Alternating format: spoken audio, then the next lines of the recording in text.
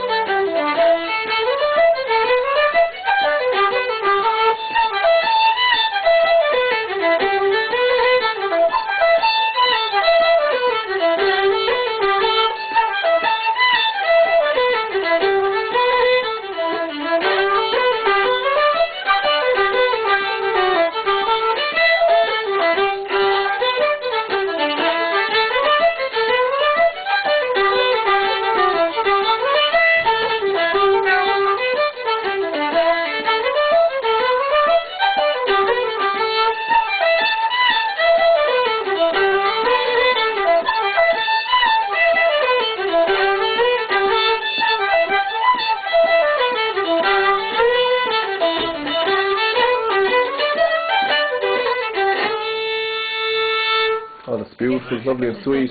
And geez, the East Clare influence is very obvious there. You mentioned Francie Donnellan. He'd have been the lesser known, maybe, of the pair, PJ Hazen himself. What kind of influence would he have had on you, or how did you come to meet him? Or we'd have come across PJ and indeed Martin at different stages as well. I think we played in Kelly Band. There was a band called Inch Kelly Band. Right, I remember. And it had different people at different stages, but Francie Donnellan was the stalwart. Right. Francie and Brian were always there. And who's Brian?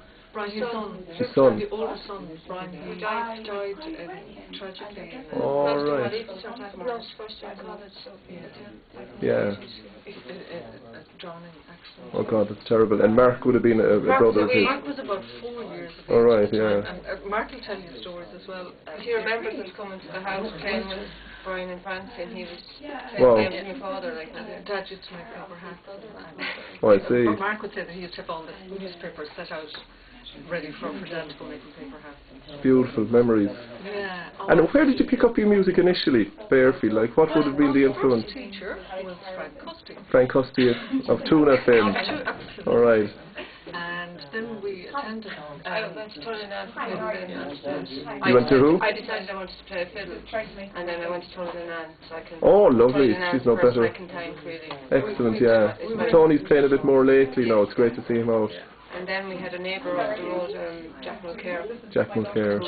Jack used to just drop in on the way home from town. You'd see the weekly coming up the driveway, himself and Angela. All right. And he'd have fiddle in the boot, and in he'd arrive, and he'd check up on us, I suppose, really. Oh, it sounded idyllic. Like a neighbour. Oh, it was perfect. Yeah. And like Jack would have introduced us to the collections. He had all this music, and he'd be talking about Louise, and I remember him pulling out roaches. At the time I didn't know it was roaches, but in hindsight I know it is. And the air like I'm playing on the CD is from a roach collection with Jack's version of it that we learned from him. And it's quite nice because he kind of explained this, you know, it was his way of introducing us to the collections as well. Yeah. And it was great. And something you remember. He just had memories of all this because we never recorded anything. You know, I mean, Claire was full of music. She was the same, Mary Costy, or you know, all of these. Sure. You know, there was a huge guy, and I remember going up to Tuna. There used to be Friday night sessions. Friday nights, yeah. And Frank Custy ran, and sure, he used to have gangs. He had gangs of young ones playing. Yeah. Loads of going. Yeah, and that I remember myself going there, okay, and just kids and from 8 up to 80.